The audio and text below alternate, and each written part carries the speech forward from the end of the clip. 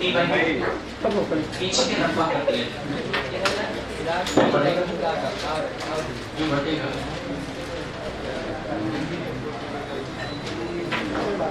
ये बढ़ जाएगा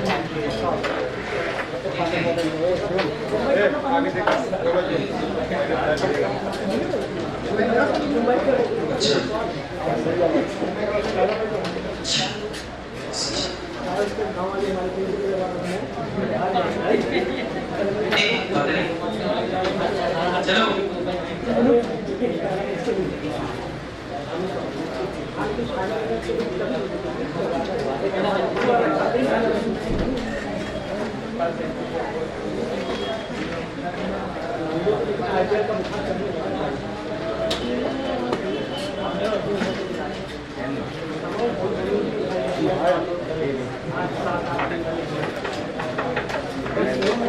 क्या मेरे साथ साउंड वेव पढ़ रहे? चलो जनरल क्वेश्चन क्या था, जनरल फार्मूला क्या है? साउंड वेव की वेलोसिटी टी बराबर under of beta by rho. और बीटा के हिसाब से दो साइंटिस्ट के अलग-अलग मत आए थे, उनमें से एक न्यूटन साहब का था, दूसरा लाप्लास का था। और सही माना गया था लाप्लास साहब का, क्योंकि न्यूटन साहब का कहना था इस साउंड वेव का किसी एयर जैसे मीडियम में प्रोपगेशन कौन सा तरीका है? आइसोथर्मल तरीका। ऐसा क्यों कहा था? उन्होंने कहा कि कंप्रेशन रिफ्रैक्शन करने में पर्याप्त टाइम लगता है। जब हीट पड़ती तो निकल जाती है, कम पड़ती आ जाती है, कुल मिलाकर हीट का लेन-देन जारी रहता है, लेकिन टेंपरेचर कांस्टेंट रहता है। टेंपरेचर कम पड़ेगा, हीट दे दी जाएगी, बराबर कर दिया जाएगा। टेंपरेचर ज्यादा होगा, हीट दे दी जाएगी, बराबर कर दिया जाएगा। तो आइसोथर्मल कंडीशन का फार्मूला लगता है Pv बराबर कांस्टेंट वॉल्स ऑफ द नियम। डिफरेंशिएट किया तो बीटा की वैल्यू p के बराबर आएगी। तो वेलोसिटी का जनरल फार्मूला बन गया था साउंड वेव की वेलोसिटी लॉन्गिट्यूडिनल वेव की वेलोसिटी की एयर मीडियम v बराबर रूट के अंदर बीटा अपॉन और बीटा की जगह क्या था p बाई रो। तो बाद लाप्लास साहब आए थे, उन्होंने कहा इसमें करेक्शन है, गलत है, इसको सही किया जाए। सही किया गया तो करेक्शन के बाद जो फार्मूला था उसमें रिजल्ट आया था gamma p by rho. Gamma क्या था? डिग्री ऑफ फ्रीडम से कर दिया। Gamma actually cp by cv का रेशियो है ना? तो cp बाई cv का रेशियो तो गामा आया था 1.41, डायटोमिक गैस के लिए 1.41 करके आया था। और इसके बाद वो रिजल्ट जो है बिल्कुल सही आ गया था, 330 के आसपास आ गया। समझ गया ना? अब आपको ध्यान रखना है कि फार्मूले में क्या-क्या मॉडिफिकेशन संभव है। सवाल बहुत छोटा बनेगा, बहुत कठिन सवाल नहीं आएगा बिल्कुल। सवाल फार्मूले में क्या-क्या मॉडिफिकेशन संभव है, मैं कहता हूं बी साउंड पे चलता जाए आपका बड़ा अच्छा रहेगा। हां, बी साउंड हम कह सकते हैं डिफरेंट फॉर्म,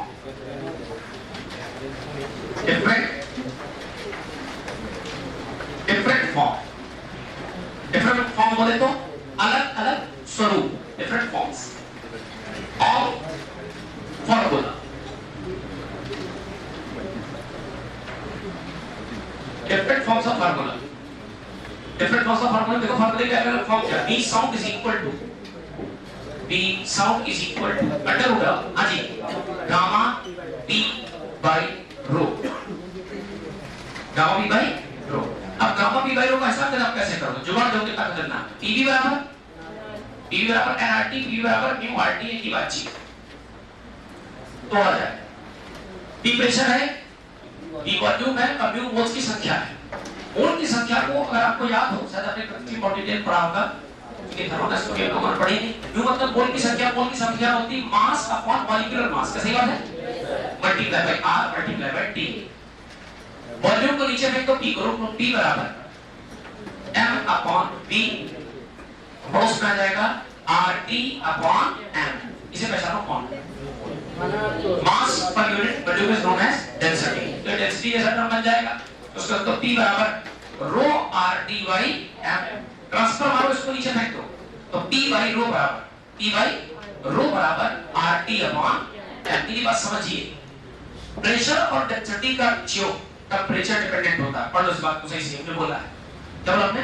प्रेशर और डेंसिटी का रेशियो किस पर डिपेंडेंट है? टेंपरेचर पर डिपेंडेंट। अब एक बात सुनो, हम जब भी कभी किसी चीज की जरूरत से ज्यादा वेरिएबल्स में स्टडी करते हैं, जैसे एग्जांपल लेकर समझना, साउंड वेव का एयर में प्रोपगेट करना, एयर में चलना, आपका मेरी आवाज सुनाई देना, तो ये सब कहीं ना कहीं हमारे इस कमरे में बंद सिस्टम का इस्तेमाल कर रहे हैं। सिस्टम में हवा है, एयर है, एयर गैसियस मीडियम तीन वेरिएबल में प्रेशर, वॉल्यूम, टेम्परेचर, और तीनों वेरिएबल आपस में कनेक्टेड है। इसकी बड़ी अच्छी कहावत है, थोड़ा सा पढ़ोगे तो सिखाएंगे कि एक को फिक्स करो, दूसरा बदलो, तीसरा अपने आप बदल जाएगा। पीवी और एनआरटी का रिलेशन, पीवी और टी का रिलेशन। तो सुनो, असल में अगर टेम्परेचर फिक्स कर दिया जाए, क्या फिक्स कर दिया जाए? टेम्परेचर फिक्स कर दिया, फिक्स है, गैस कांस्टेंट फिक्स है, और मॉलिक्यूल मास भी फिक्स है, तो P और O का रेशियो भी फिक्स रहेगा, कांस्टेंट रहेगा। मतलब at constant temperature if somehow you vary the pressure, the density will automatically vary। मेरी बात समझ पा रहे हो? कोई बात नहीं, इतनी बात समझ नहीं।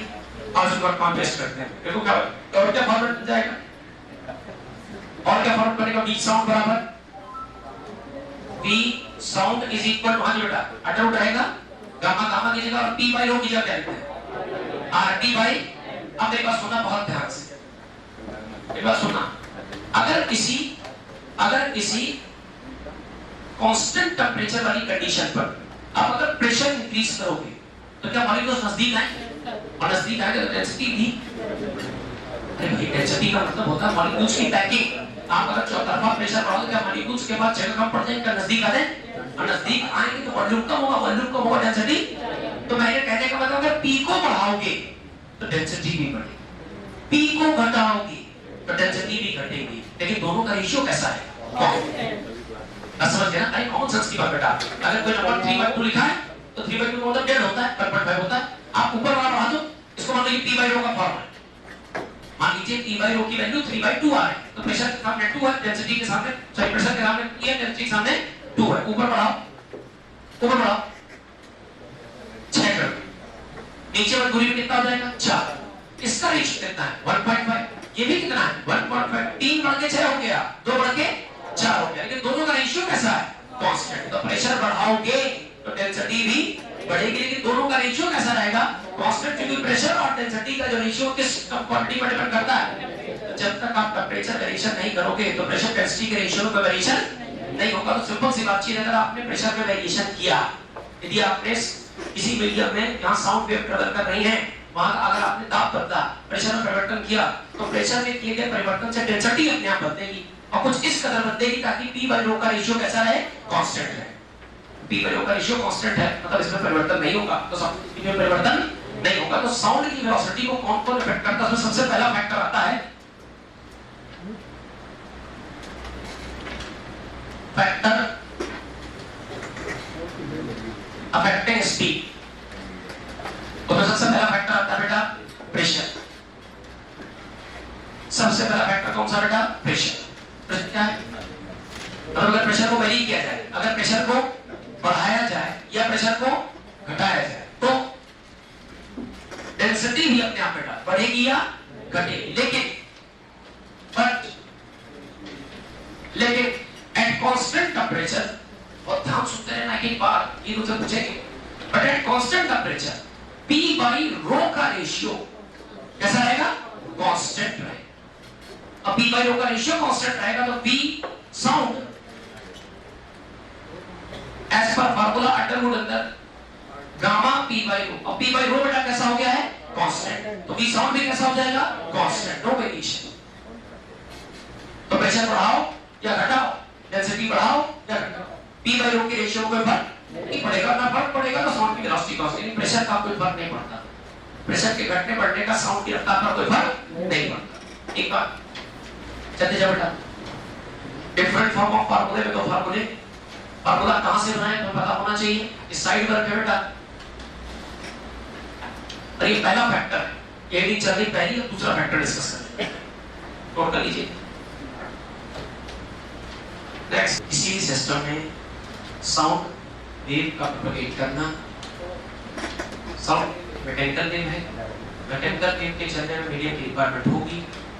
साउंड वेव का प्रोपगेशन अगर अलोंग एक्स एक्सिस है तो वाइब्रेशन ऑफ पार्टिकल भी अलोंग एक्स एक्सिस होगा, कंप्रेशन या रिफ्रैक्शन के फॉर्म में। लाप्लास साहब ने बिल्कुल सही कहा कि कंप्रेशन और रिफ्रैक्शन इतने फास्ट होते हैं कि हीट के एक्सचेंज का मौका नहीं मिलता। तो प्रोसेस का नाम एडियाबैटिक रखा गया। एडियाबैटिक प्रोसेस में PV to the power gamma is equal to constant Poisson साहब का नियम चलता है। डिफरेंशिएट करने से बीटा की वैल्यू आई, वेलोसिटी का जनरल फार्मूला बन गया V बराबर गामा V/ρ। तो क्वेश्चन जो आपका फार्मूला फॉर्मेट है, उसमें प्रेशर आ रहा, डेंसिटी आ रहा, साउंड वेव का प्रोपेगेट करना, जो कि गैसियस मीडियम है, गैसियस मीडियम में प्रेशर, वॉल्यूम, टेम्परेचर आपस में कनेक्टेड होते हैं। तो हमने जहां ऐसा इक्वेशन इस्तेमाल करना चाहा, इसमें पीवीटी आपस में कनेक्टेड हो, और पीवीटी आपस में कनेक्टेड होंगे किस फॉर्मूले से, पीवी बराबर म्यू आर टी से। हमने यहां थोड़े से परिवर्तन किए और टी बाई रो का फॉर्म टेम्परेचर के फॉर्म में भी कन्वर्ट कर दिया है। तो हमारे पास दो वैरायटी सोच रहे थे, हम प्रेशर के पॉइंट ऑफ व्यू से भी सोच सकते हैं, यानी प्रेशर वॉल्यूम या डेंसिटी का मतलब मास अपॉन वॉल्यूम, तो प्रेशर वॉल्यूम से भी सोच सकते हैं, और हम टेम्परेचर के लिहाज पे भी सोच सकते हैं। तो पहली बात चीज हमने प्रेशर की प्रेशर बढ़ाओ या घटाओ, डेंसिटी इस प्रकार घटेगी बढ़ेगी ताकि पी बाई रो का रेशियो कांस्टेंट रहे, वेलोसिटी और साउंड इफेक्ट ना हो। दूसरा variety, second, temperature dependency. Second number article, effect of temperature.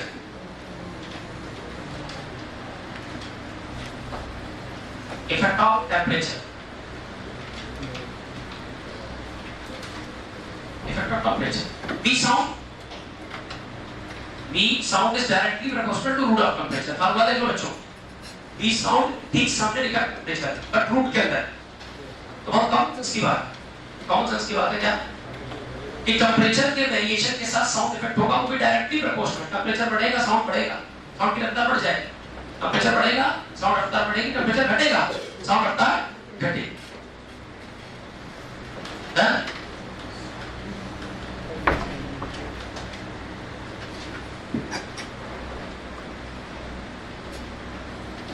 अब इससे न्यूमेरिकल फॉर्मेट में बनेगा, लेकिन अभी फिलहाल इसको फटाफट बाईपास कर। तीसरा फैक्टर कौन है, ह्यूमिडिटी, मॉइस्चर, नमी।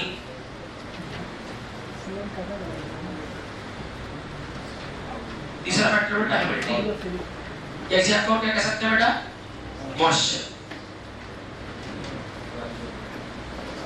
अब इस मामले को सही बात, इसमें केवल एक बात ध्यान देना कि मीडियम में मॉइस्चर का बढ़ना। तो पहले सोचो दरअसल कि अगर फ्रेश एयर है, ड्राई एयर, उसमें सबसे अच्छा कंट्रीब्यूशन किसका होगा, नाइट्रोजन 78% होती है। और अगर मॉइस्चर आ गया, इसका मतलब नाइट्रोजन रिप्लेस हो गई, मॉइस्चर आ गया। अब खाली इतना कंपेयर कर लो, केवल इतना कंपेयर कर लो बेटा कि आपके पास दो पैकिंग है, पेन रोक देना, प्रोजेक्ट पेन रोक देना। एक ड्राई एयर की पैकिंग है और एक मॉइस्चर वाली एयर की पैकिंग है, मॉइस्ट एयर की पैकिंग। इसमें किसका कंट्रीब्यूशन ज्यादा हो, नाइट्रोजन कंटेंट ज्यादा हो, और मॉइस्चर वाले में किसका कंटेंट बढ़ जाएगा, H2O का कंटेंट। ये जनरल आइडिया है, प्योर सैद्धांतिक बात है, लेकिन जनरल आइडिया ऐसा हो क्यों रहा है, एक आइडिया गेस करते हैं।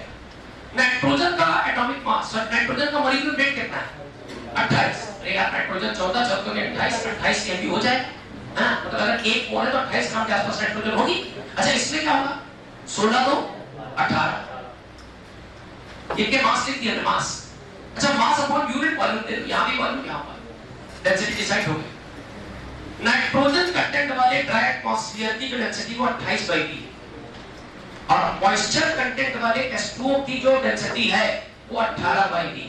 कौन डेंसिटी ज्यादा है, नाइट्रोजन वाली। तो नाइट्रोजन यानी ड्राई एयर की density as compare to moisture density ज्यादा होती है। तो इस बात में एक स्टेटमेंट के फॉर्म में लिखूंगा, फटाफट ऐसे लिख सकता हूं बेटा कि rho of dry air because of nitrogen content ज्यादा होगी rho of moist air, rho of moist air, humid air, H2O content की वजह से, राइट। अब किसी ऐसे मीडियम पे चर्चा चल रही है जहां प्रेशर एक जैसा मेंटेन, दो कॉलम, दो चैम्बर, एक तरफ ड्राई एयर, एक तरफ मॉइस्चर वाली एयर, दोनों पर एक एटीएम का प्रेशर मेंटेन किया, प्रेशर सेम मेंटेन किया गया, लेकिन डेंसिटी डिफरेंट, क्योंकि मटेरियल डिफरेंट है, कंपोजिशन अलग है। अब कंपोजिशन अलग है तो रो पे फर्क पड़ेगा, और रो पे फर्क पड़ेगा तो रो का कनेक्शन साउंड की रफ्तार से इन्वर्सली है, जहां रो ज्यादा वहां भी कम। तो देखो ध्यान से, ड्राई एयर की डेंसिटी ज्यादा है और ड्राई एयर की डेंसिटी ज्यादा है तो साउंड की स्पीड कम होगी। लिख सकते हो V sound in dry atmosphere less than होगा V sound in moist atmosphere.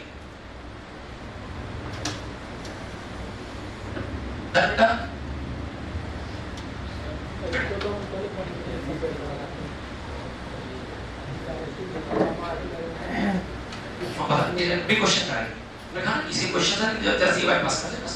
एक मिनट और, एक और आर्टिकल डिस्कस करते हैं स्पीकर एयर का क्या फर्क पड़ता है, बस फिर इसके बाद इसके सवालों पर सवाल यही से बनेगा, यहाँ से बनेगा, यहाँ से बनेगा। और इसमें कंफ्यूजन नहीं होना चाहिए, जैसे आप VRMS वगैरह पढ़ते थे, रूट मीन स्क्वायर वेलोसिटी, वो केल्विन से चलती थी, तो ये टेम्परेचर भी केल्विन से पे चलेगा, सेल्सियस से केल्विन बदलने का तरीका क्या 273 रेड, ठीक। चलो भाई आई बहुत छोटा सा इफेक्ट है, बहुत ही छोटा सा इफेक्ट, क्या देखिए सीखी जरूर, बहुत छोटा सा इफेक्ट है। सपोज करो मेरे पास सोर्स ऑफ साउंड एयर है, अरे सोर्स ऑफ एयर बोलते हैं, मेरे पास मूविंग एयर, हवा चल, और हवा की डायरेक्शन में अगर साउंड आ जाए तो साउंड की रफ्तार को एयर की रफ्तार सपोर्ट करेगी, रफ्तार क्या करेगी, बोलो बढ़ जाएगी। और अगर साउंड वेव का चलता एयर वेव का चलता अपोजिट हो जाए, सपोज साउंड वेव ऐसे और एयर ऐसे,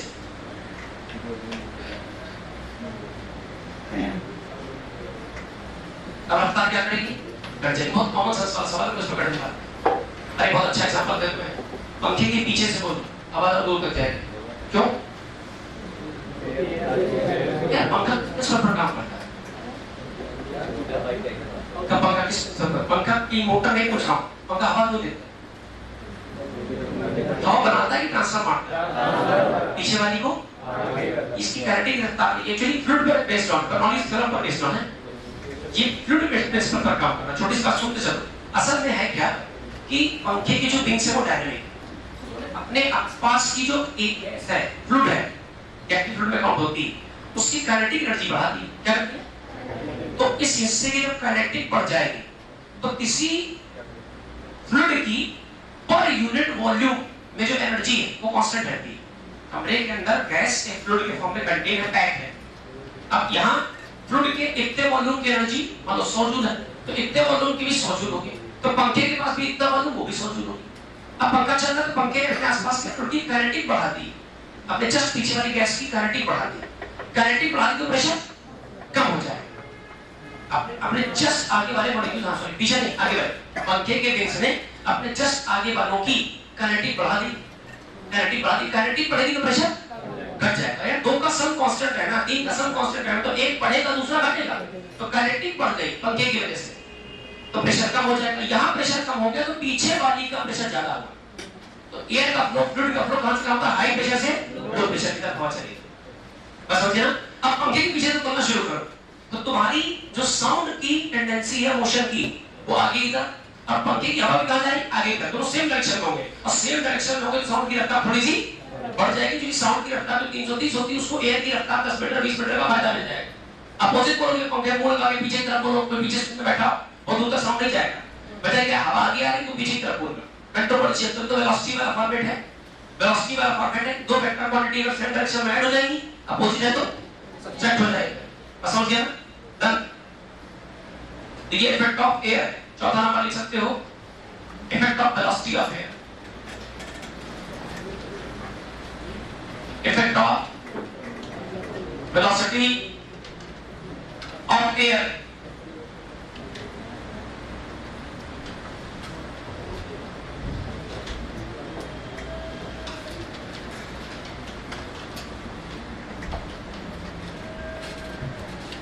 effect of velocity of air. अब पहला न्यूमेरिकल पार्ट जो है, ये बेटा इतनी बातें याद रहनी थी। अब मैं कुछ और भी पूछ रहा हूँ, ये सारे आंसर्स चाहिए। इसके बाद चलते हैं कि कैसे हम केल्विन स्केल का इस्तेमाल करके एक डिग्री सेल्सियस का चेंज देख सकते हैं। जब वेलोसिटी ऑफ साउंड और टेंपरेचर के बीच अगर ग्राफ प्लॉट किया तो ग्राफ के क्या चांसेस? लीनियर आएगा कि कर्व आएगा? v और t के बीच, v का प्रोपोर्शनलिटी रूट t के साथ होता है, तो v square proportional to t आ जाएगा। तो v square proportional to t का क्या ग्राफ बना सकते हो क्या? एक एक्सिस पे वेलोसिटी, एक पे टाइम, तो आपने कहा sir v square proportional to t यानी v square is equal to constant times of t, जिसकी दो पावर उसके दोनों एक्सिस कवर होंगे, तो आई थिंक v ऊपर भी और v नीचे भी, तो वेलोसिटी का केवल स्क्वायर इसके ग्राफ पर लिखना पड़ेगा, ऐसा ग्राफ आएगा। तो चाहो तो आप लिख सकते हो साउंड की वेलोसिटी और टेंपरेचर का ग्राफ बना लो। यहाँ लिख लो बेटा, इसी दूसरे नंबर आर्टिकल में, दूसरे नहीं बना लो, एक एक्सेस दे दो वेलोसिटी का, छोटी-छोटी बातें बेटा बुक ग्राफ पढ़े ये नहीं पढ़ा पता नहीं, ये पेपर में आ गया और नहीं प्रैक्टिस की तो रिग्रेट रहेगा। यहाँ b square proportional to t लगा के 1 पावर 2 पावर 1 पावर 2 पावर मतलब कर्व होगा, कर्व में पैराबोला होगा, जिसकी दो पावर होगी उसके दोनों एक्सेस कवर होंगे, तो b ऊपर भी और b नीचे नहीं ले जाना। रूट वाले ग्राफ को स्क्वायर करके बनाते हो तो एक तरफा ग्राफ बनाया जाता है, किस किया जाता है दोनों तरफ से एक तरफा बनाते हैं, क्योंकि वेलोसिटी का भी रूट देना बाकी। अगला देखिए, इसी दूसरे वाले में एक और ग्राफ बनाओ जरा, देखिए कैसे बनाते हो, गलत ना करना, मुंह तोड़ देगा बना बोलो भैया। अब स्ट्रेट लाइन बनेगा, क्यों? ये बीटी का रिलेशन कैसा है? 1 पावर 2 पावर। अरे भाई बीटी का रिलेशन कैसा? 1 2 पावर का तो करवाया, और बी स्क्वायर का टी के साथ कैसा रिलेशन? आमने सामने का लीनियर रिलेशन है, करवाया कि स्ट्रेट लाइन? कन्फर्म है ना? स्ट्रेट। हेलो प्लॉट करना बेटा, y स्क्वायर बराबर kx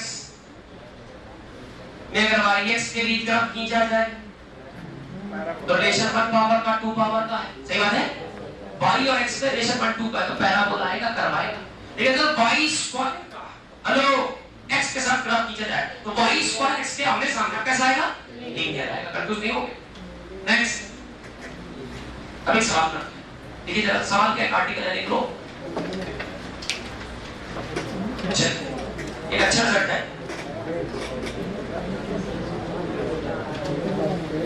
हाँ एक अच्छा रिजल्ट है। अच्छा ये रिजल्ट फार्मूले में अप्लाई कर सकते हो, पता नहीं बेटा बात भी नहीं।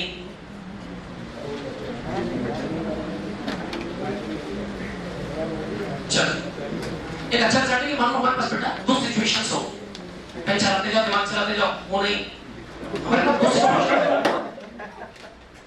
दो सिचुएशंस है, दो सिचुएशंस में एक टेंपरेचर मान लो 0 डिग्री सेल्सियस, एक टेंपरेचर 0 और एक टेंपरेचर बेटा हमारे पास कोई भी टेंपरेचर 3 डिग्री सेल्सियस।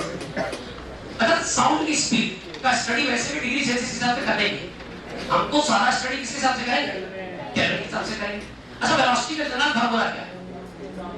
अरे वेलोसिटी का जनरल फार्मूला भैया v sound is equal to under root of gamma RT upon m। बोले तो नहीं। अच्छा भाई तो v साउंड में दो सिचुएशंस हैं, एक 0 डिग्री एक 3 डिग्री। तो पहले तो T5 को टेंपरेचर सही से लिखना है, तो मतलब पहला टेंपरेचर मैंने T1 बनाया बेटा। अच्छा T1 बराबर कितना हो जाए? T1 केल्विन में है, केल्विन में तो केल्विन बनाने के लिए डिग्री सेल्सियस में 273 और ऐड कर दो, हम 273 ऐड कर देंगे तो T1 बराबर कितना बन गया? 273। अब T डिग्री सेल्सियस को अगर केल्विन कन्वर्ट करो तो बन जाएगा T2 बराबर डिग्री सेल्सियस में फिर से 273 ऐड कर दो, क्या बन गया केल्विन।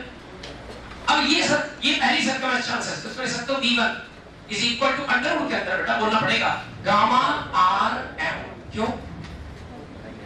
V2 बराबर देखते जाओ V2 बराबर अंडर रूट के अंदर गामा R M। हमने D नहीं लिखा क्योंकि gamma same, medium same, R universal gas constant same, जो मीडियम सेम है तो अंदर मॉलिक्यूलर कंपोजिशन से मास सेम, क्या अलग होगा? यहां टेंपरेचर के नाम पर T1 और यहां टेंपरेचर के नाम पर T2।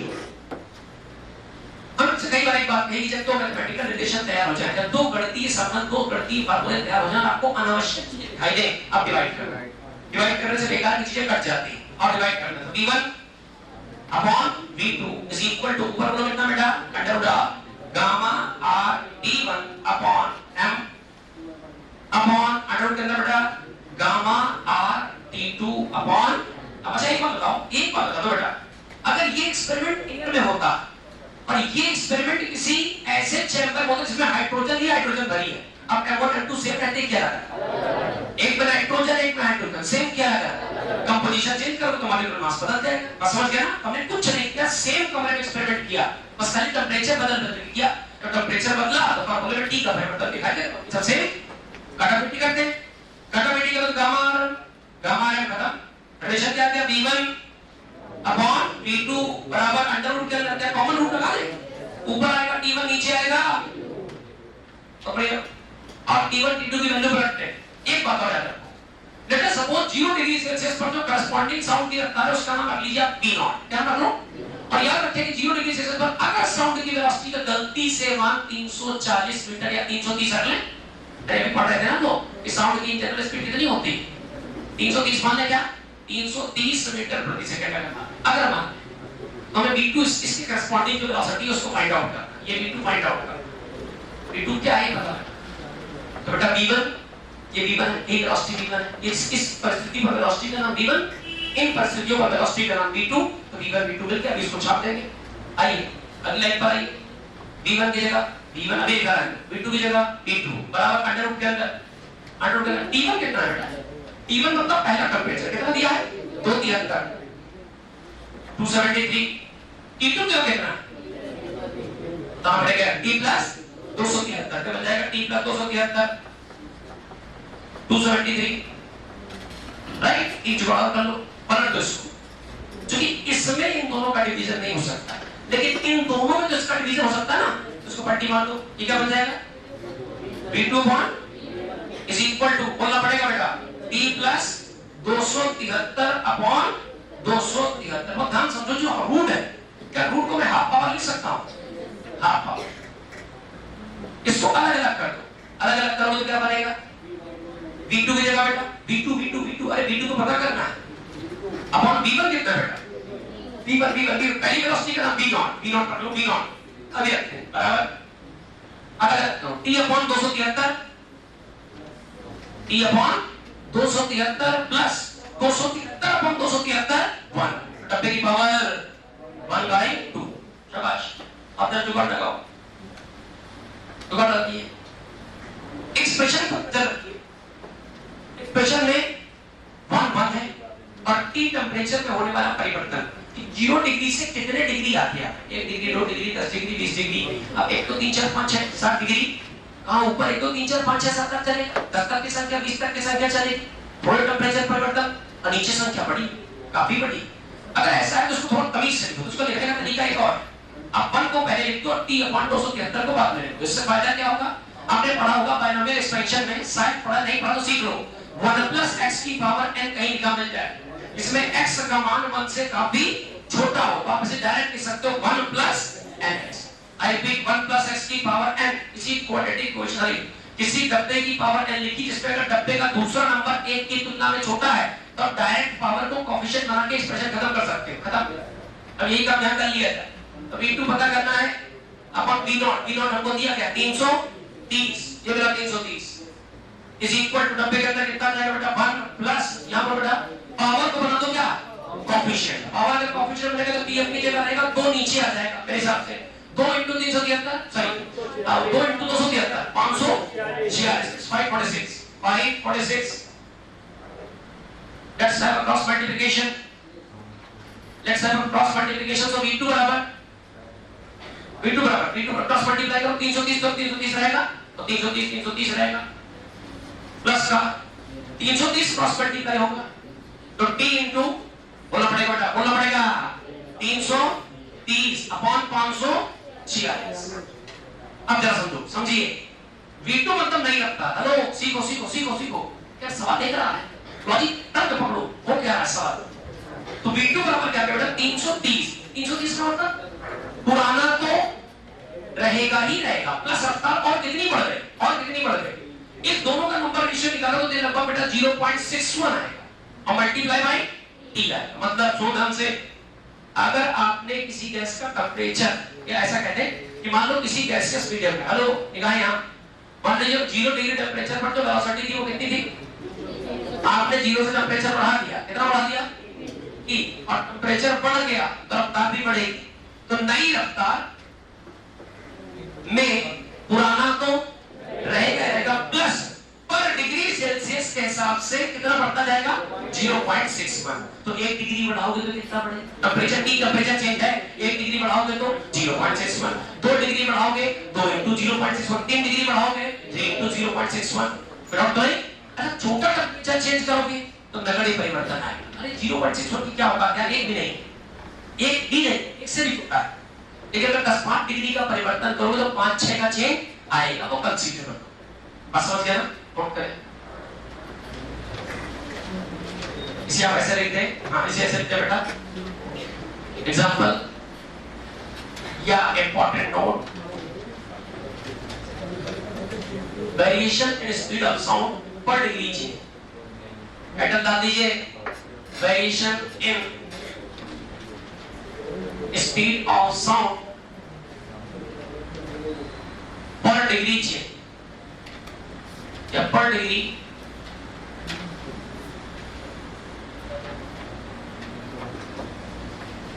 Temperature change. हर डिग्री टेम्परेचर चेंज के लिए कैसा चेंज अपने मन से करोगे? हाँ नहीं, रूल्स नहीं है। उसकी वजह ये है कि बेटा तो आपने ये बायोलॉजिकल एक्सपेंशन कर दिया, वो ये सोचे किया कि बेटा छोटा है, अगर सिग्निफिकेंट 200 डिग्री का टेम्परेचर चेंज है तो फिर सब उसका बहुत आसान है, तो उसको सीरीज को करो। अगर 200 डिग्री का चेंज है, इनफैक्ट 50 डिग्री 55 डिग्री का भी चेंज है, तो डायरेक्ट फार्मूला लगाइए, क्रॉस मल्टीप्लाई करिए।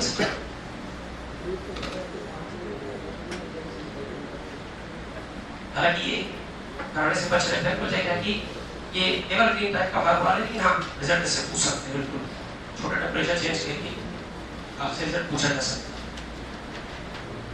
अब बेटा इस स्टेटमेंट को पढ़ने मतलब कहीं पूछा जाए तो कम से कम फॉर्मेट है, बदमाशी नहीं, बिल्कुल सीधे बैठे बैठे आलस नहीं। सुनो, इस स्टेटमेंट को पढ़ के कोशिश करो, एक बार आप समझने की कोशिश कीजिए। इसका जनरल मतलब है कि किसी नए टेम्परेचर पर वेलोसिटी, एरोनॉटिकली समझे, तो सुनो जरा, किसी नए टेम्परेचर पर वेलोसिटी बराबर प्रीवियस वेलोसिटी तो रहेगी प्लस, पकड़ना पड़ेगा प्रीवियस वेलोसिटी का, हेलो तीन स्टेप पढ़ेगी चीज को, प्रीवियस वेलोसिटी का 1/546 बढ़ जाएगा पर डिग्री सेल्सियस चेंज के लिए। फिर से पढ़ दे, एक बड़ी इसको पढ़ना सीखिए, फिर से पढ़ना बेटा। किसी ये क्या टेम्परेचर में बाहर, और ये नंबर क्या बता, ये नंबर क्या है, ये 1 डिग्री सेल्सियस का चेंज था। 1 डिग्री सेल्सियस अगर वेलोसिटी अगर आपने 1 डिग्री सेल्सियस टेम्परेचर बढ़ा दिया तो जो वेलोसिटी है उसी वेलोसिटी का 1/546 गुना बढ़ जाएगा। मतलब वेलोसिटी 330 है, तो 330 का 1/546 कितना होता है? अबे दिखा यार, पढ़ के बोल दो। 0 पॉइंट कितना वेलोसिटी का 4 होती, कितनी होती? तो 400 का 1/546 पर क्या लगा, कुछ और करता। तो ये कौन सा नंबर है? ये मल्टीप्लाई, ये क्या है? ये एक्चुअली पर डिग्री सेल्सियस बढ़ता है। अब टेम्परेचर बढ़ा डिग्री सेल्सियस है तो 10 का मल्टीप्लाई कर दो, 2 डिग्री सेल्सियस है 2 का मल्टीप्लाई कर दो, बस समझ गया ना? तो 1 डिग्री सेल्सियस टेम्परेचर परिवर्तन करने पर लगभग वेलोसिटी कितनी बढ़ जाती है? 0.61, जबकि वेलोसिटी कितनी ली जाए? 330, बस समझ गया ना? शाबाश। अब आइए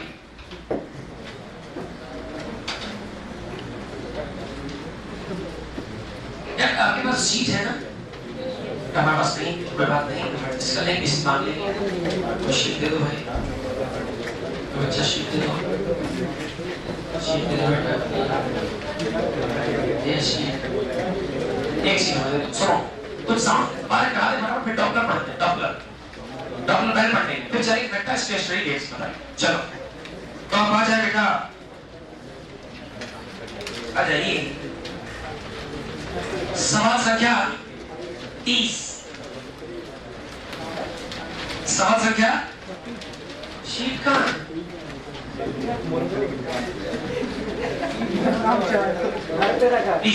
शीट मतलब ये सब पता है, तुम्हारी पता है एलिमेंट्री पार्ट्स। जैसे आप तो स्कूल जाते हैं, टिफिन नहीं भूलता था कोई, कॉपी किताब नहीं भूलता, टिफिन टीचर को इसीलिए मारते ही है, टिफिन लाओ तेरे को कॉपी नहीं है, जितने बच्चे कॉपी में खड़े होते हैं, खड़े सब बेचारे आए उनके पास, टिफिन लाओ, हाँ लाए, टिफिन लाना क्या है, कॉपी नहीं है, बस तेरा तो इसे बात समझिए। 2 घंटे की क्लास में आपके पास शीट होना आवश्यक है, क्वेश्चन बकवास नहीं, हम बोलेंगे तो बोलेंगे। सवाल संख्या 30, साउंड वेव्स। साउंड वेव्स, चलो भैया, साउंड वेव का नेचर कैसा होता है? Longitudinal transverse.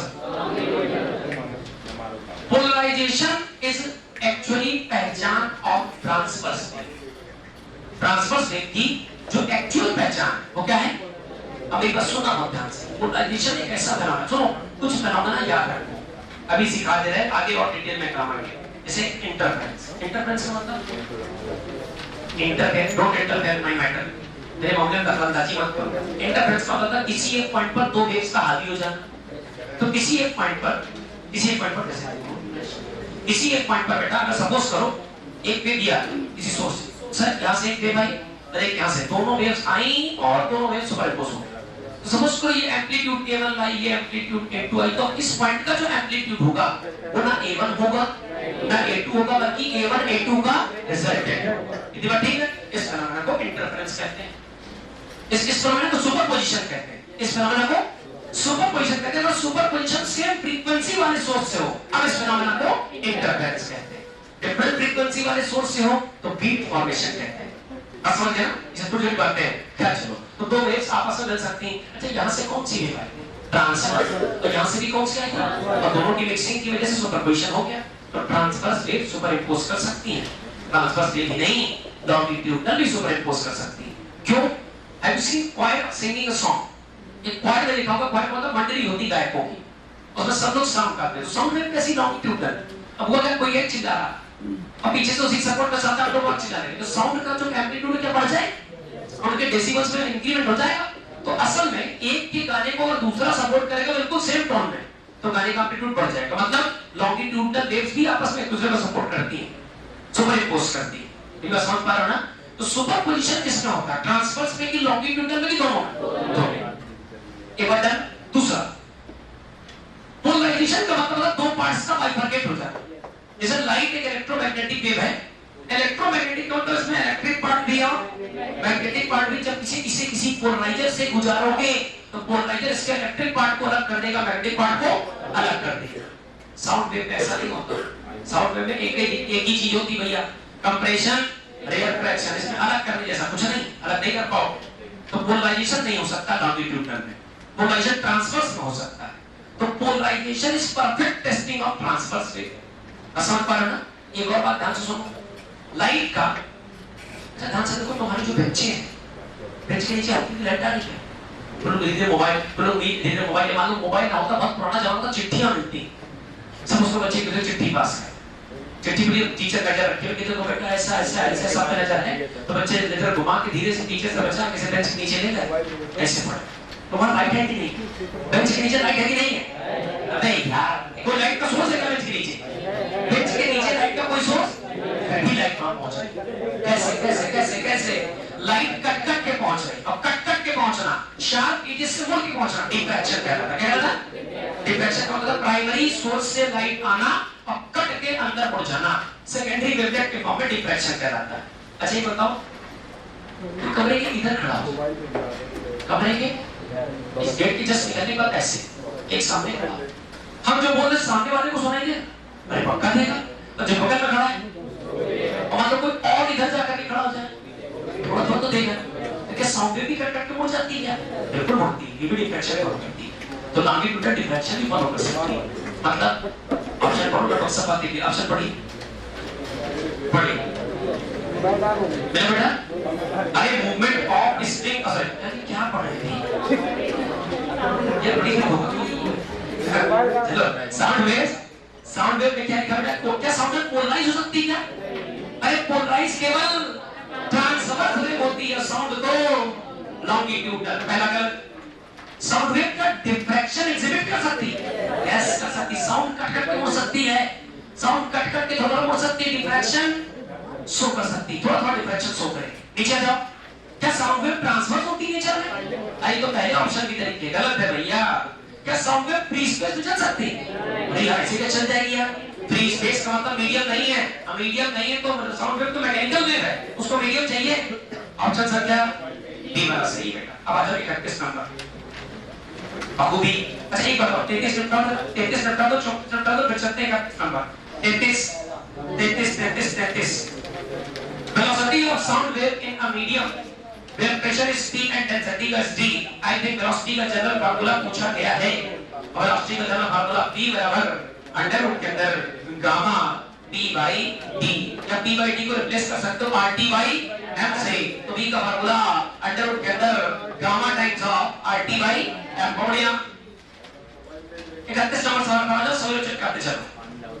सवाल नंबर 31, कोई बदमाशी नहीं, सबकी कॉपी इंडिविजुअली देखेंगे। चले सवाल नंबर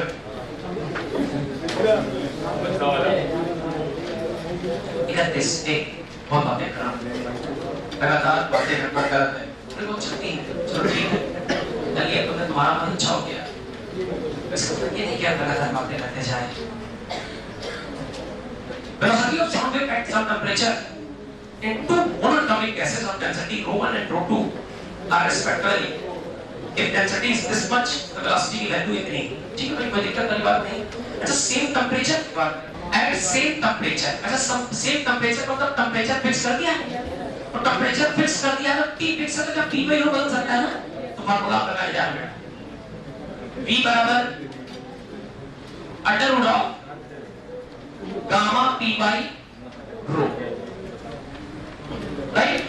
तो के V1 अपॉन V2 बराबर, बोलो बेटा बोलना पड़ेगा, अंडर रूट के अंदर gamma P1 upon ρ1 upon under root के अंदर गामा P2 अपॉन ρ2। बहुत धैर्य चलना, गामा क्या होता है? गामा एक्चुअली दो मोलर स्पेसिफिक हीट का रेशियो है। Specific heat at constant pressure with respect to specific heat at constant, पर ये थोड़ा सा थर्मोडायनामिक्स का पार्ट है, थर्मो का पार्ट है, कंफ्यूज मत होना, थोड़ा ना जितनी बातें इस्तेमाल होंगी पता चलता है। गामा है सीधी, गामा है सीधी बाई, और इसकी वैल्यू होती है 1 + 2 अपॉन, जहां F डिग्री लो, मोनोटॉमिक के पास डिग्री ऑफ फ्रीडम के नाम पर 3 फ्रीडम हो सकती है, वो केवल होती है ट्रांसलेशनल। मोनोटॉमिक कैसे x एक्सिस में ट्रांसलेट कर सकती है, y में, और वही उनकी डिग्री ऑफ फ्रीडम होती है। अच्छा दोनों मोनोटॉमिक कैसे हैं क्या? सेम दोनों मोनोटॉमिक, दो मोनोटॉमिक इसका मतलब दोनों के लिए गामा सेम होगा। अरे दोनों मोनोटॉमिक तो दोनों का F बराबर 3, तो ये हो जाएगा 1 + 2/3 1 5/3, दोनों के लिए गामा सेम होगा, तो गामा से गामा कैंसिल हो जाएगा। गैस की कैटेगरी सेम तो गामा सेम। अच्छा एक मोनोटॉमिक होता है, डायटोमिक होता है, अब गामा अलग अलग होता है। शाबाश। अच्छा भाई और क्या है, और कुछ कंफर्म नहीं किया उसने? अब कह रहा भैया सेम टेम्परेचर ठीक है, डेंसिटी का रेशियो दिया है, the velocity of a sound at the same temperature of two monatomic gases ρ1 ρ2 V1 V2 ρ1 ρ2 में ठीक है बेटा। सुनो अब सुनो, एक और जुगाड़ लिया जाए। सिमिलर टेम्परेचर अगर कंटेनर का वॉल्यूम कांस्टेंट हो तो T फिक्स है, V फिक्स है, तो P भी फिक्स होगा। दो कांस्टेंट तीसरे पर बिल्कुल कांस्टेंट होना, तो प्रेशर भी सेम होगा। ये प्रेशर की जगह P जो कट गया उसके बाद P by ρ1 upon root P by ρ। P से प्रेशर की इंफॉर्मेशन नहीं तो गेस करना है। एक को क्या बताएं, हम तो चालाक स्टूडेंट की तरह बात करें, क्योंकि प्रेशर की बात नहीं कर रहा, मतलब प्रेशर सेम। अरे भाई सिंपल सी बात, ठीक है। दूसरी बात अगर लॉजिकल स्टूडेंट की तरह बात करेंगे हम तो ये कहेंगे भाई टेम्परेचर सेम है, जिस कंटेनर में, जिस एटमॉस्फेयर में, जिस सराउंडिंग में, जिस स्पेस में स्पेक्ट्रम में उसका वॉल्यूम सेम है। अरे T सेम है, P सेम है, तो P भी सेम होगा, कट जाएगा। अब बचा क्या बेटा, V1 अपॉन V2 बराबर रूट के अंदर बेटा ऊपर ले जाओ इसको, ρ2 अपॉन ρ। अच्छा ρ1 बाई ρ2 का रेशियो क्या दिया है? अपन भाई क्वेश्चन में हमेशा दी गई है ρ1 अपॉन ρ2 बराबर 4, ρ1 अपॉन ρ2 बराबर, सही है 4/1, तो ρ2 बाई ρ1 कितना है? It is equal to 1/4। Let's make copy paste, so it's 1/4, तो 1/4 का रूट कितना रहेगा? 1/2। So V1 by V2 का रेशियो 1/2 है। कोई ऑप्शन है? ऑप्शन संख्या बढ़िया, बहुत बढ़िया। सवाल संख्या 35, ये सुनो 34 कल पढ़ लो, बताते हैं 34 नंबर 34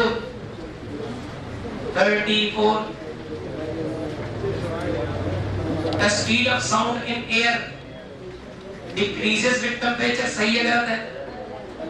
और यार decreases with temperature गलत है, increase with pressure गलत है, increase with humidity सही है?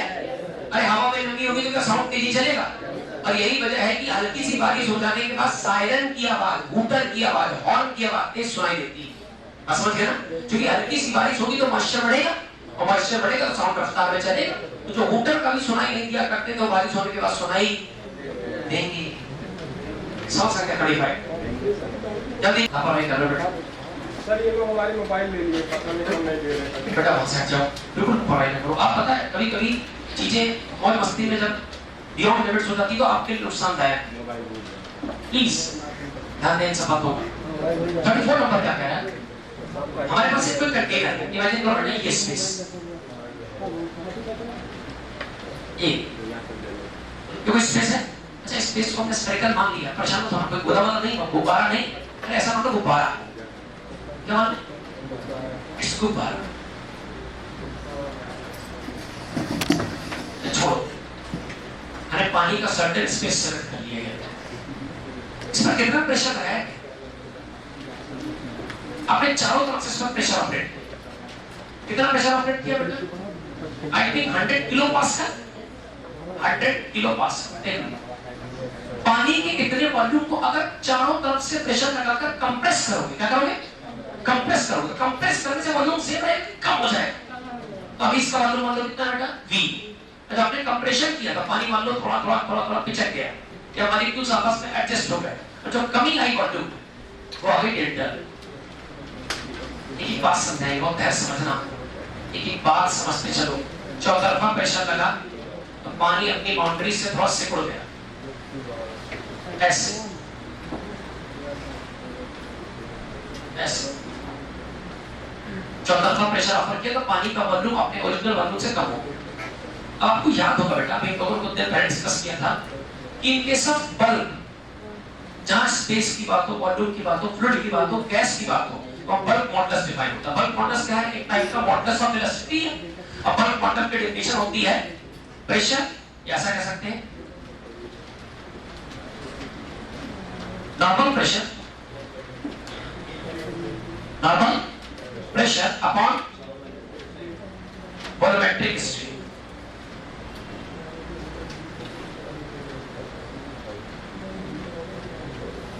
Normal pressure upon volumetric strain, समझिए। सो बल्ब मॉडुलस बीटा बराबर नॉर्मल प्रेशर कितना लगा, अब सब लिखा, पढ़ के बता दो कितना बेटा? 100 किलो पास्कल। किलो का मतलब 10 की पावर 3, और पास्कल मतलब बच्चों न्यूटन प्रति मीटर स्क्वायर। हम इसलिए लिखते जा रहे हैं ताकि आपको कंफ्यूजन ना हो कि पास्कल वास्कल कोई नई चीज है। एमकेएस पद्धति के मात्रक है, एमकेएस सिस्टम की यूनिट्स है भाई। अच्छा नीचे क्या आएगा? ये थोड़ा सा प्रॉपर्टीज ऑफ मैटर का पार्ट है बेटा, थोड़ा ना। बीटा कोएफिशिएंट ऑफ वेलोसिटी है, बीटा बराबर स्ट्रेस अपॉन स्ट्रेन, स्ट्रेस की जगह पर pressure upon volumetric strain. Strain क्या है? Change in dimension with respect to original dimension. तो बात वॉल्यूमेट्रिक स्ट्रेन की, तो change in volume with respect to original volume. तो change in volume with respect to volume कुछ पता है? उसने कहा कि इतना कंप्रेस करते हो तो वॉल्यूम 0.005% डिक्रीज कर सकता है। क्या होता है? डिक्रीज। तो इसका मतलब change in volume, decrement in volume is actually volume का कितने परसेंट? 0.005, और परसेंटेज से वैल्यू बदलने के लिए डिवाइड बाय 100। अरे हमने कहा 10 रुपए 1000 का कितने प्रतिशत है? सो आई थिंक 10 मल्टीप्लाई 1000 अपॉन 100 ऐसे करना पड़ेगा। तो तरीका क्या है कि अगर हमसे कहा जाए कि वॉल्यूम में इतने परसेंट का चेंज आ रहा, तो वॉल्यूम मतलब v का इतना परसेंट घट गया, वॉल्यूम इतना परसेंट वॉल्यूम डिक्रीज हो गया, माइनस। देखो मेरी इस बात को पढ़ना सीखो, गड़बड़ न करना। यही नहीं सोच पाओ, मैं बता रहा पूरे सवाल बस यही दिक्कत है। बाकी सबक सिखा दे, सीख जाओ, सीखो तरीका, सीखो। पढ़ के बताओ। Decrease in is equal to original volume का 0.005%। पढ़ लिया? एक तरीके हाथ रखो बड़े अच्छे से। अच्छा ये एक्सप्रेशन थोड़ी किसी मत करता है, जुगाड़ कर ले, इसको नीचे फेंक। क्या बना बेटा? Minus delta B upon B. इधर क्या बचा बेटा? 0.005 अपॉन 100। तो तमीज से देखने क्या, देखने में सुंदर और आकर्षक लगे। एक काम कर सकते हैं 5 into 10 की पावर, अब बेटा सारी जिम्मेदारी तुम्हारे कंधों पर है, गिनना जरा 1 2 3 और ये दोनों घूम रहा है 3 2 5 माइनस का 5 राइट। ये वॉल्यूमेट्रिक स्टेटमेंट का कॉपी पेस्ट 5 into 10 की पावर माइनस 5।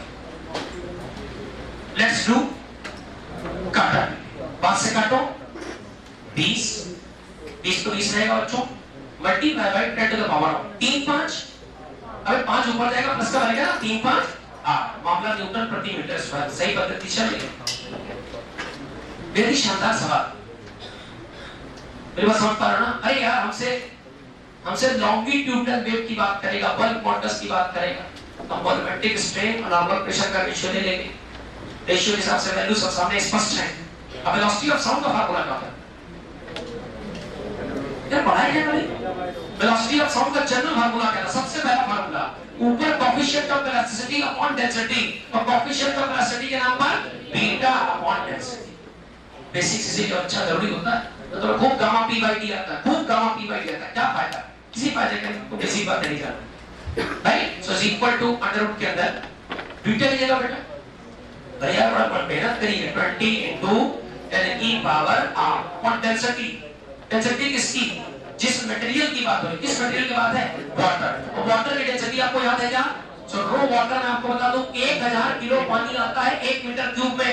मैंने आपसे कई बार कहा अपने घरों में टंकी बनवाना जब बड़े हो जाना, इसकी लंबाई 1 मीटर, चौड़ाई 1 मीटर, गहराई 1 मीटर, उसका वॉल्यूम हो जाएगा 1 metre into 1 metre into 1 metre, उसका वॉल्यूम हो जाएगा 1 मीटर क्यूब। पानी भरना 1000 लीटर पानी आएगा और उस 1000 लीटर पानी का वजन करना 1000 किलो का, चूंकि लगभग 1 लीटर पानी का वजन 1 किलोग्राम होता है। तो सुनो, पानी की डेंसिटी 1000 किलोग्राम प्रति मीटर क्यूब या 10 to the power 3 kg पर मीटर क्यूब रखा जाए। डेंसिटी ऑफ वाटर की जगह 10 to the power 3 कटाकटी करेगा, कटा है, चलो भैया आओ काटा जाए। 3 से 3 खत्म, 5 बचा, तो वेलोसिटी बराबर अंडर रूट के अंदर 2 into 10 की पावर। ये क्या लिखते हैं? अब एक जीरो उठा लिया, क्यों? क्योंकि ऑड पावर्स का रूट पॉसिबल नहीं है, पावर इवन बनानी पड़ेगी। तो अगर आप एक जीरो उठा लोगे तो 10 पावर 6 बन जाएगी, तो बन जाएगा 10 की पावर 6। 10 की पावर 6 का रूट निकल आएगा, रूट निकालते वक्त पावर आधी हो जाएगी और 2 फंस जाएगा रूट के अंदर, तो बन जाएगा √2 into 10 की power 3 in terms of metre प्रति second. So velocity v is equal to बेटा ध्यान से देखो तो √2 का मान क्या 1.41 होता है, 1.414 into 10 to the power of 3 metre पर सेकंड। ऑप्शन ये भी सही है, या आप चाहो तो लिख सकते हो हेलो हेलो हेलो, ये वैल्यू ठीक है, और 10 to the power 3 का मतलब क्या? किलो होता है क्या? तो ये लिख सकते हो 1.414 किलोमीटर पर सेकंड। और क्या लिख सकते हो? पावर इस्तेमाल करो, उसको तो 14 मीटर पर सेकंड। और सारे ऑप्शन देखो कौन सा मैच कर रहा है? मिला कोई? तुक्का मार ना टूट जाएगा रास्ता। सो सी वाला पढ़ा, उसका जीरो हटाओ, गलत दिखाओ, अप्रॉक्सीमेट आंसर पर जाना। एक जीरो डाल दो, टाइपिंग मिस्टेक है, 1400 मीटर पर सेकंड। यार कैलकुलेशन एक बार चेक कर लेना, जीरो हमसे तो नहीं गलत हो गया पक्का? अच्छा 36 नंबर में दोनों डायटोमिक है, ऑक्सीजन की हाइड्रोजन की दोनों डायटोमिक है, दवा सेम है, तो क्या डेंसिटी में फर्क आएगा क्या? मॉलिक्यूलर वेट, हाँ मिक्सचर का मॉलिक्यूलर वेट चलेगा, तो मिक्सचर का मॉलिक्यूलर वेट निकालने के लिए क्या करें? टोटल मास अपॉन टोटल, हाँ molecular weight of hydrogen to volume, molecular weight of oxygen to volume upon total volume. ये क्या होगा? 1 metre plus m2 upon total volume. अच्छा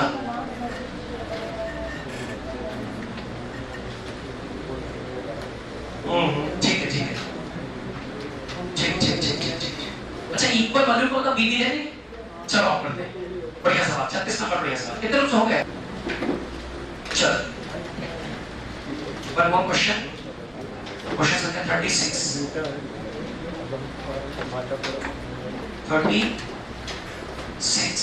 आइए।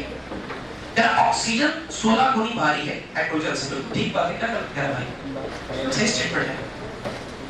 इक्वल वॉल्यूम अगर हाइड्रोजन और ऑक्सीजन के मिला दिए जाए तो ratio of speed of sound in the mixture so that the hydrogen is ratio of speed of sound in mixture to that in hydrogen is, तो पहले तो हम प्रोफार्मा तैयार कर दे सवाल का। हमारे पास एक कंटेनर और इस कंटेनर में इक्वल वॉल्यूम है बीवी, इसके किसके, हाइड्रोजन के और ऑक्सीजन के। कंटेनर में इक्वल वॉल्यूम है हाइड्रोजन और ऑक्सीजन के। अभी कह रहा है कि भैया ऑक्सीजन 16 गुना भारी, सही बात है। हम कह रहे हैं हाइड्रोजन का मास m है तो 16 हो जाएगा, क्योंकि हाइड्रोजन में से 2 होता है, एटॉमिक मास के हिसाब से वही कितना होता है 32। अरे यार हाइड्रोजन 112, ऑक्सीजन 16 32, तो है तो 16 गुना भारी, बिल्कुल सही कहा। इसका 16 टाइम्स है, ठीक। अब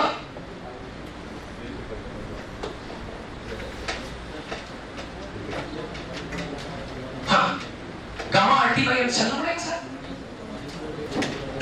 एक बड़ा स्कोप इधर स्कोप को हाइड्रोजन कैसे निकालूं। चलो ठीक है ठीक है ठीक ठीक आ जाएगा, ठीक ठीक ठीक। चलो तो एक काम करें, पहले हमें देखो दो अलग अलग, अच्छा बताओ एक बात बता बेटा, इसके केस में वेलोसिटी का फार्मूला क्या है, velocity of sound in hydrogen, answer करो, under root of gamma RT by M, इसका हाइड्रोजन। अरे इसकी बात हो रही, इस चैम्बर की बात हो रही, सेपरेट करने से। अच्छा इधर किसका, इधर इधर वेलोसिटी का फार्मूला बताओ, वेलोसिटी ऑफ फोटो बोलना पड़ेगा अंडर रूट के अंदर gamma RT upon molecular weight of oxygen. Please सवाल को बहुत ध्यान से, बहुत ही सरल सवाल, साथ साथ चलिए। दो अलग अलग चैम्बर, एक तरफ हाइड्रोजन एक तरफ ऑक्सीजन, दोनों का टेंपरेचर सिमिलर, दोनों का गामा सेम, क्योंकि ये भी डायटोमिक और ये वाला भी डायटोमिक, का फार्मूला चलेगा gamma RT upon M, gamma RT upon M. अब मिक्सचर की बात करो, मिक्सचर को तो दोनों मिला लो, और दोनों मिलाओ तो अब फार्मूला क्या लगाओगे, तो मैं लिखने जा रहा हूं बेटा बी मिक्सचर बराबर अंडर रूट के अंदर गामा। गामा किसका, इसका की मिक्सचर। अब मिक्सचर में कौन कौन, हाइड्रोजन और हाइड्रोजन डायटोमिक और ऑक्सीजन थी, दोनों का क्या डिग्री ऑफ फ्रीडम सेम होगा, दोनों का गामा भी सेम होगा, तो गामा तो सेम चलेगा। आर अब ये तो यूनिवर्सल गैस कांस्टेंट है, टेंपरेचर सेम, बस फर्क किसमें आएगा, जब मिक्सचर की बात करोगे तो m किसका लोगे, इसका की इक्वल है, तो m मिक्सचर है। अब मॉलिक्यूलर वेट ऑफ मिक्सचर निकालने का तरीका क्या है, m मिक्सचर बराबर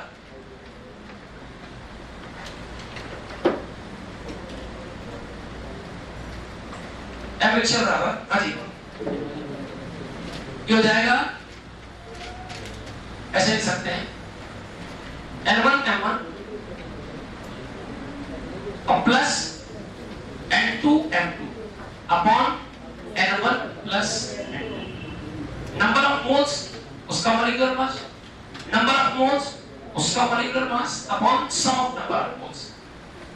अब number of moles proportional to volume, समझ गया ना। अगर प्रेशर कंडीशन आइडियल है, टेंपरेचर आइडियल, तो Pv बराबर nRT सोचोगे, Pv बराबर nRT से, तो अगर ये फिक्स तो n और v प्रोपोर्शनल है, तो नंबर ऑफ मोल्स की इंफॉर्मेशन कास्ट की होती तो कोई बात ही नहीं थी। उसने ये कहा दोनों में इक्वल वॉल्यूम ले लो, तो इसका भी वॉल्यूम भी ले लो और इसका वॉल्यूम, तो नंबर ऑफ मोल्स को वॉल्यूम से रिप्लेस कर सकते हो बेटा, डायमेंशनली सोचना, इसका वॉल्यूम v और मॉलिक्यूलर मास इसका कितना 2 प्लस इसका वॉल्यूम v और इसका मॉलिक्यूलर मास कितना 32, सही है, अपॉन दोनों का वॉल्यूम सब कितना,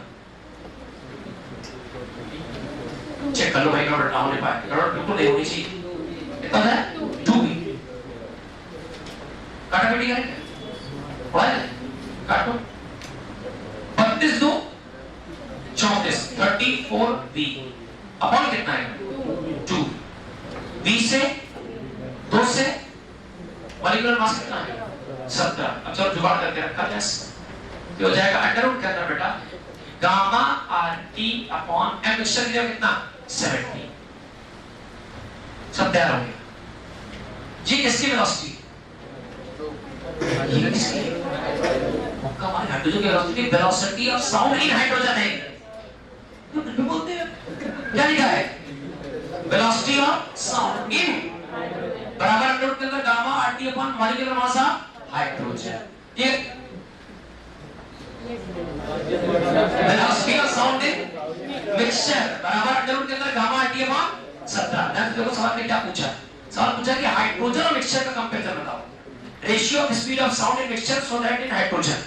तो ऊपर वो रहेगा मिक्सचर, तो लिख देना बेटा last step B mixture upon बच्चों की हाइड्रोजन, सही है, चेक करते चलना है। तब तीनों ने अंडर रूट के अंदर मिक्सचर वाला आंसर कितना है बेटा, गामा आरटी बाई है, गामा आरटी बाई 17, और हाइड्रोजन का आंसर कितना है बेटा, gamma R T by, hydrogen किसका कितना लिखा था, अरे मॉलिक्यूलर मास ऑफ हाइड्रोजन कितना 2, यहां 2 ले लो, गामा आर टी खत्म, 2 ऊपर जाएगा अंडर रूट के अंदर, ऊपर 2 नीचे 17। अच्छा सवाल, बहुत अच्छा सवाल। 37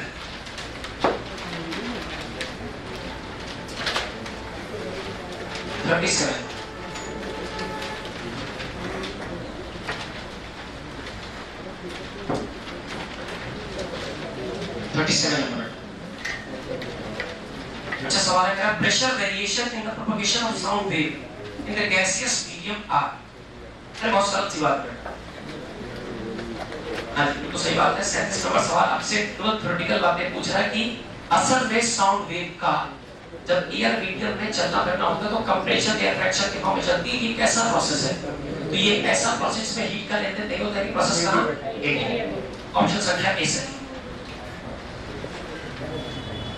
इसके बाद बेटा सवाल संख्या 44 साउंड के और भी कुछ छोटे छोटे स्टेप्स हैं जो सीखने हैं तुम्हें, बता दें जनरल। अच्छा सवाल बन सकता है अगर हल के साथ बनाएगा।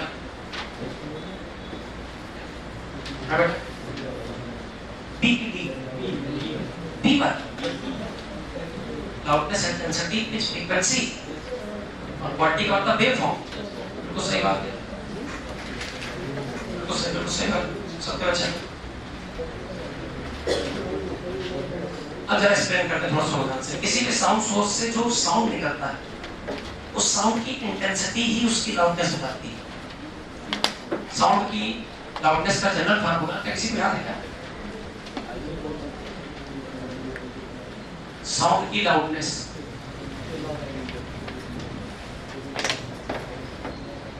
बराबर n log I upon I naught।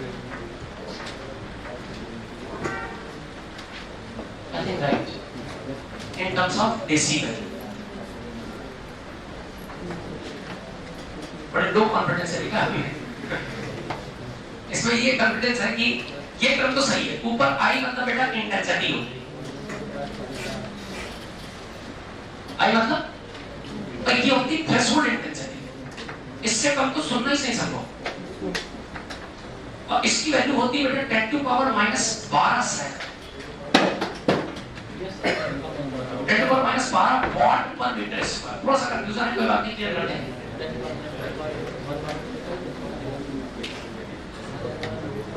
पक्का सोचे कर लेना अपने हिसाब से।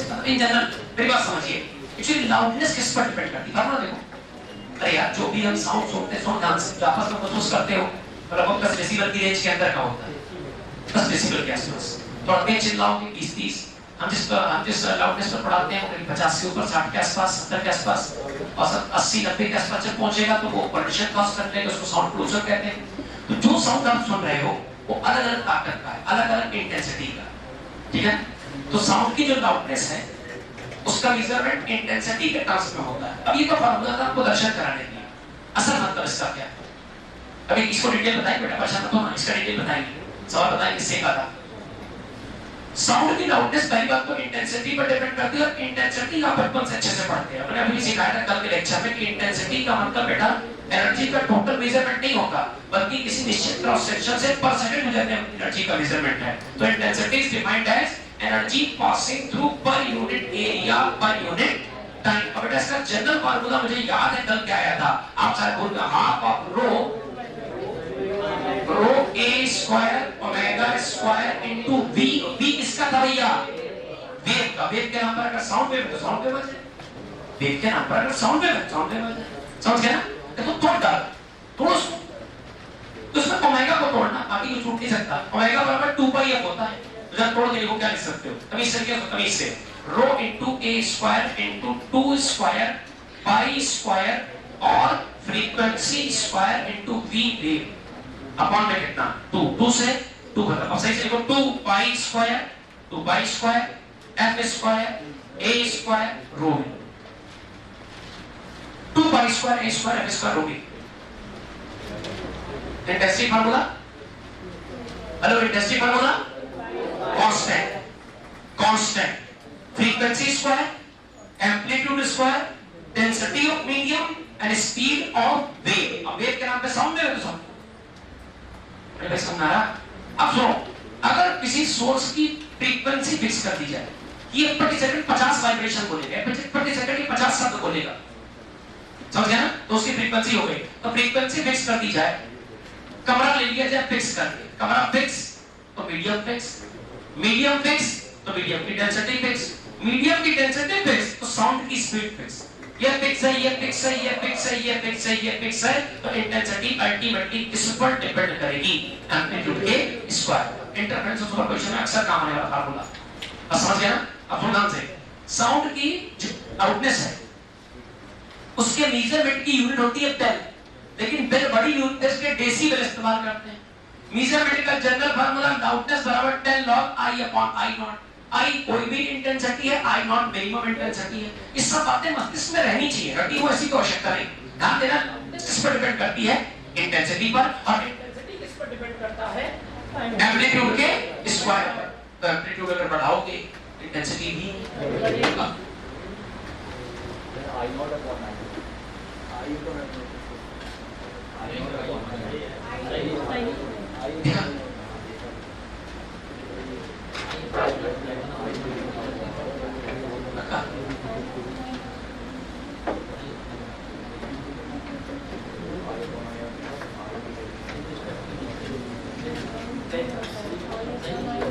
तो टेन टू पावर माइनस 12 तो ही पॉजिटिव नंबर आना पॉसिबल, क्योंकि और इंटेंसिटी से बड़ी हुई है।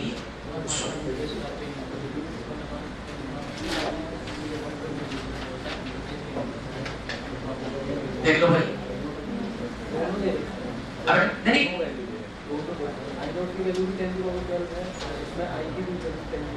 हाँ अपर साउंड मतलब एक्चुअली क्या होता है, साउंड लॉजिक समझो बेटा भाई। हम जो साउंड थ्रेशोल्ड से तो बड़ा बोलेंगे, तो मतलब 10 to the power -7 का बोलना है। 10 to the power -7 बड़ा है -12 से। 10 to the power -12 मतलब 0.000000001। 10 to the power -7 जो बोलता है वो 0.0000001, ये बड़ा नंबर है। तो ऊपर नंबर बड़ा रखोगे, पावर नेगेटिव, लॉग नीचे से -12 जाएगा +12 बन जाएगा। 12 में 7 गए, 5 प्लस का पावर बनेगा, तभी लॉग साल होगा। बस समझ गए बेटा? वो दिक्कत वाली बात, बेफिक्र रहो, मेरे हिसाब से बिल्कुल सही है हम लोग। वो बेटा हम बता रहे हैं वो 1 वॉट डेसिबल के डेफिनेशन हो सकता है, ये ऐसा भी नहीं। 10 डेसिबल को डिफाइन किया हो, मिनिमम ऑडिबल साउंड बताया हो, मिनिमम ऑडिबल साउंड 10 डेसिबल का होता है, यही बता सकता है, ऐसा कुछ नहीं है। बस समझ गए? खैर चलो, परेशान मत हो। तो इंटेंसिटी किस बात पर डिपेंड करती है? हेलो इंटेंसिटी एम्पलीट्यूड, अब ध्यान से पहले तो समझ में आएगा। असल में जैसा सोर्स उसके हिसाब से उसके एम्पलीट्यूड। ऐसा सपोज करो, बहुत सिंपल और बहुत प्रैक्टिकल बात है, सीक्वेंस सब बात। साउंड एक वेव की 2-3 पैरामीटर होते हैं, वेव की कुछ क्वालिटीज होती है, वेव की कुछ विशेषताएं। क्या क्या विशेषताएं वेव की दिखाते हैं? v बराबर f लैम्डा पूरी विशेषता ली बैठा है, लगभग v बराबर f लैम्डा। v क्या है? v बराबर f लैम्डा, पूरा चैप्टर खत्म, मुक्का मारे देख के। v क्या है? वेव की रफ्तार। f क्या है? वेव के कितने वाइब्रेशन, और लैम्डा क्या है? वेव की लंबाई। एक चीज और बनती है, वो बनती है एम्पलीट्यूड। वेव अपनी मीन पोजीशन से मैक्सिमम कितना उछल रही है, उसका एम्पलीट्यूड होता है, राइट?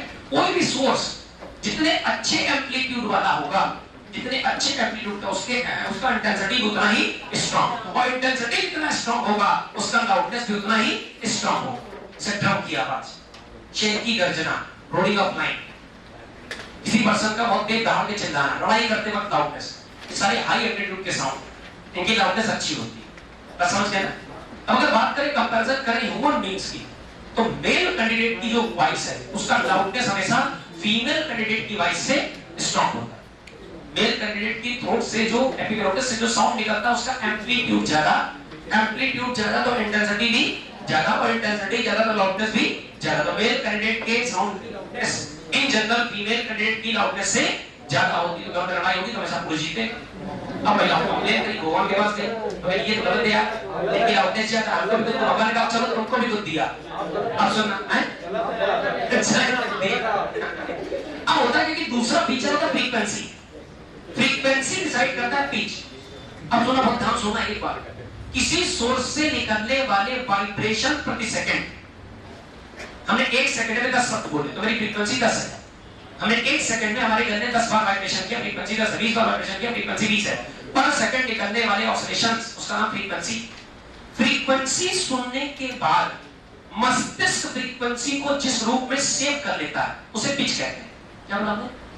फ्रीक्वेंसी सुनने के बाद हमारा ब्रेन जिस तरीके से उस फ्रीक्वेंसी को इंटरप्ट करता है, जिस तरीके से उसको सेव करता है, वो पिच कहलाता है। आप किसी की फोन में आवाज लाउडनेस से नहीं पहचानते हो, उसकी पिच से पहचानते हो। सपोज फोन कोई अननोन नंबर है, ऐसे उठाया, हेलो, अच्छा तुम पहचान गए ना? कैसे पहचान?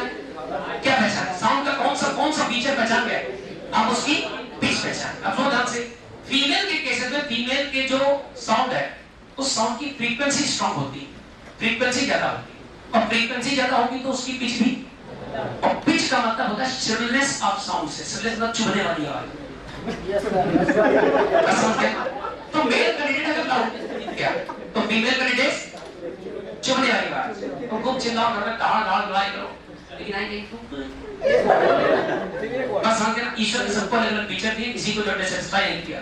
बस समझ के एक और बात सुनो और ध्यान सुनना, जितनी मेल में क्या अच्छा था लाउडनेस, फीमेल में अच्छा है। उम्र बढ़ने के साथ लाउडनेस बढ़ती और उम्र घटने के साथ पिच बढ़ती। सारी बातें एक साथ पूछें, एक साथ पूछें, समझ गए ना? अब सुनो, एक गर्ल एक बॉय और एक मैन एक वुमेन, 4 लोग हैं। मैंने पूरा परिवार ले लिया, मम्मी पापा और बउआ बेटी है ना, मम्मी पापा बउआ बेटी। अच्छा सबसे अच्छी लाउडनेस किसकी होगी? पापा। अरे लाउडनेस किसकी अच्छी होगी? लाउडनेस किसकी अच्छी होगी? पापा। उससे कम लाउडनेस किसकी होगी? लड़के की, बउआ की अच्छी होगी। फिर उससे कम मम्मी की, और सबसे कम लाउडनेस किसकी होगी? अरे ये गड़बड़ नहीं करो प्लीज यार, मत करो, का मारने का हो गया। जितना देखो मैं बस फिल्टर करके रखो, बिल्कुल मिलाओ नहीं, फिल्टर करो। मेल कैंडिडेट की लाउडनेस ज्यादा, फीमेल की लाउडनेस कम। एक फीचर पर काम करो, लाउडनेस मेल की ज्यादा, फीमेल की। उम्र बढ़ने के साथ लाउडनेस बढ़ेगी, उम्र घटने के साथ घटेगी। लाउडनेस आवाज का गर्जना, आवाज की तेजी, राइट? अच्छा, पिच के मामले में पिच किसकी ज्यादा? फीमेल। और जितनी छोटी उम्र की फीमेल, जितनी छोटी बच्ची, उसकी पिच उतनी ज्यादा। I getting my point? अब एक बात सुनना बहुत ध्यान से, आपको 4 कैंडिडेट दिए गए, गर्ल, बॉय, मैन, वुमेन। सबसे अच्छी लाउडनेस किसकी? मैन। सबसे अच्छी पिच किसकी होगी? गर्ल्स की। बस समझ गया ना? What is correct order of increasing loudness? Increasing loudness. Girl, women, boy, man. What is correct order of increasing frequency? या pitch? Pitch. Man, उससे ज़्यादा boy, उससे ज़्यादा women, और उस सबसे ज़्यादा pitch किसकी? Girls. बस समझ गया ना? ये जनरल फीचर्स हो गए। एक और आखिरी बात बेटा, क्वालिटी डिसाइड करता है साउंड की वेव फॉर्म से। के तौर पर आपने सपोज करो ढोलक बजाई, क्या बजाई आपने? ढोलक बजाइए, तब की वेव ये। अब हम लोग जा रहे हैं बजा सकते हैं, हम लोग बांसुरी बजा सकते हैं, बांसुरी फ्लूट, उसकी वेव का फॉर्म है ये। देखिए अगर सोर्सेस चेंज कर दोगे तो वेव का फॉर्म भी चेंज हो जाएगा। वेव का फॉर्म क्वालिटी डिसाइड करता है, क्वालिटी ऑफ साउंड। और क्वालिटी ऑफ साउंड ये बताता है कि कौन सा साउंड सुनने में स्मूथ है और कौन सा साउंड हैश, मतलब साउंड कौन सा साउंड सुनने में रुचिकर है। ये सब क्वालिटी ऑफ वेव से डिसाइड होगा, वेव फॉर्म से डिसाइड होगा। तो ढंग से सारी बात बताना। लाउडनेस किससे डिसाइड होगी? या क्रम चाहिए मुझे, क्रम चाहिए। लाउडनेस किससे और इंटेंसिटी किससे? एम्पलीट्यूड। एम्पलीट्यूड किसका ज्यादा? मेल कैंडिडेट्स का ज्यादा, मैन का ज्यादा, और उम्र बढ़ने के साथ एम्पलीट्यूड बढ़ता जाए, राइट? अच्छा, दूसरा फीचर क्या था? फ्रीक्वेंसी। फ्रीक्वेंसी से क्या डिसाइड होगी? पिच। पिच, आप किसी की अगर आवाज पहचानते हैं तो आप उसकी क्या पहचान पा रहे हो? पिच पहचान पा रहे हो। पिच किसकी ज्यादा? फीमेल कैंडिडेट की ज्यादा। उम्र घटने के साथ पिच बढ़ती जाएगी, उम्र घटने के साथ पिच बढ़ेगी। समझ गए? लिंक का बेस की है। अच्छा, तीसरी चीज क्या साउंड की? क्वालिटी। क्वालिटी डिसाइड होती है वेव के फॉर्म से। जैसा वेव फॉर्म वैसी क्वालिटी। इसका मतलब, जैसा इसका मतलब क्या हो गया कि अब सोर्सेस बदल दोगे, अगर आप इंस्ट्रूमेंट्स बदल दोगे, ढोलक, तबला, हारमोनियम, गिटार, सितार, तो जो वेव, जितने वेव फॉर्म आएंगे वो सब अलग अलग है। ये वेव फॉर्म डिफरेंट डिफरेंट, इसका मतलब अलग अलग सोर्सेस से आवाज आ रही है, राइट? तो बेटा पहला लाउडनेस के बारे में देख लो। इसमें लिख दो features of a characteristic of sound. Characteristic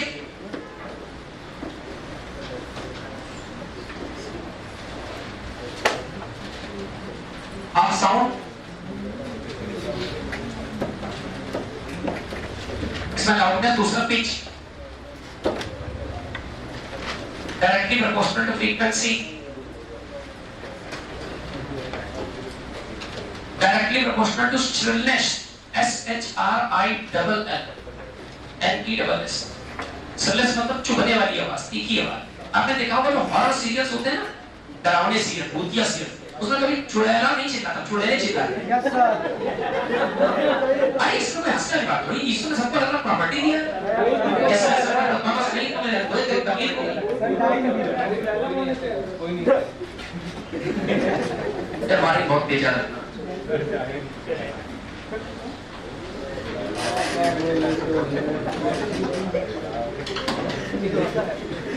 यार बच्चा की फ्रीक्वेंसी बहुत अच्छी होती है। अच्छा कहता हम काटेंगे तो घटनाक में जाते हैं। आपके पास अगर अच्छा घटना सुनो उसको अच्छे से। पिच डिसाइड होती है फ्रीक्वेंसी, फ्रीक्वेंसी डिसाइड होती है श्रिलनेस से, श्रिलनेस का मतलब चुभने वाली आवाज। ई का साउंड, ई का। और कुछ बचा क्या? लाउडनेस के केस में रखना good in case of man, good in case of male candidates, and pitch or frequency is good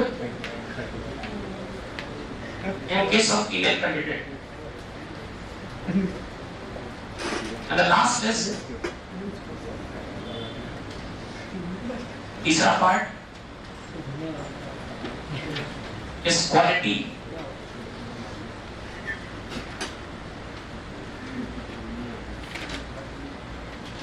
Different source,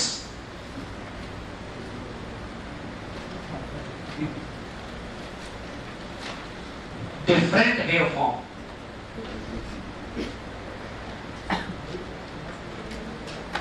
source number 1 है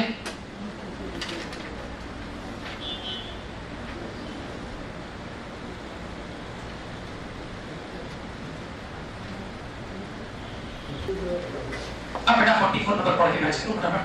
जिन्होंने मैच कर लिया अच्छी बात, जिन्होंने नहीं मैच किया फटाफट मैच करो। 44 नंबर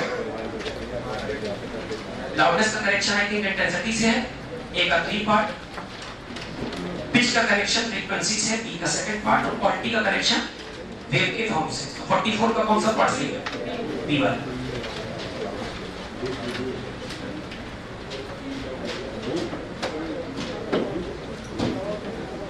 क्वेश्चन नंबर 40 क्या हो जाएगा बेटा? 40 नंबर रिस्पॉन्ड करो, respond.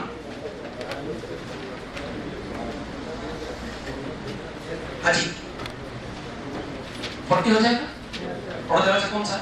The ratio of velocity of sound in hydrogen and oxygen at SPP, standard temperature and pressure। अरे कोड कर रहे हो क्या भाई? कर लीजिए, सॉरी बेटा 41 यार 40 का तो लेना बेटा। अरे क्या होता जल्दी से क्या करूं? गामा RT बाई अंदर जाएगा, गामा सेम रहेगा। क्यों भाई? क्योंकि हाइड्रोजन भी डायटोमिक है कौन? अरे सवाल 40 पढ़ो भाई। वेलोसिटी ऑफ साउंड बतानी हाइड्रोजन ऑक्सीजन में, हाइड्रोजन और ऑक्सीजन की gamma same, R same, temperature same, तो किस पर डिपेंडेंसी रह गई? मास पर। मास के डायरेक्टली प्रोपोर्शनल है वेलोसिटी की इनवर्सली। तो क्या v1 अपॉन v2 बराबर रूट m2 अपॉन m1 आ जाएगा? हो जाएगा सवाल, बहुत बढ़िया। अब क्या सॉल्व कर लेंगे तुरंत, मन में करो मन में, d1 अपॉन v2 का root m2 upon m1, m2 की जगह ऑक्सीजन और m1 की जगह हाइड्रोजन, 32 अपॉन 2 मतलब 16 अपॉन a, 16 बाहर का 4 वही बनाएगा, समझ कर है कोई ऑप्शन टिक करो सी पार्ट। चलो भैया 41 नंबर सवाल और कर लिया जाए। Sound travel faster in the rain day on then at dry day. Dry day के कंपैरिजन में रेनी डे में ज्यादा अच्छा साउंड है। आपसे बताया था कि रेनी डे का मतलब मॉइस्चर बढ़ गया क्या? अच्छा भाई क्या मॉइस्चर का फर्क आएगा? नहीं ऑप्शन संख्या ए बी सी, जल्दी जल्दी जल्दी जल्दी सी वाला, humidity in the air increases after rain, बिल्कुल सही बात।